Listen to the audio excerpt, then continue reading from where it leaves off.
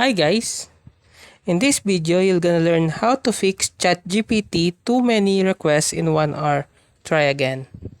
So, there are three ways to fix this problem in ChatGPT.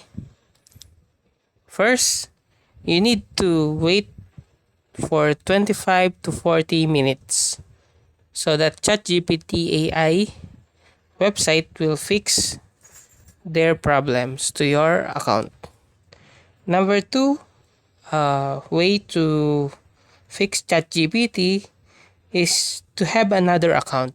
So you can go to the tap the three lines at the upper left corner, and then tap log out and log into your another account on ChatGPT to fix the problem.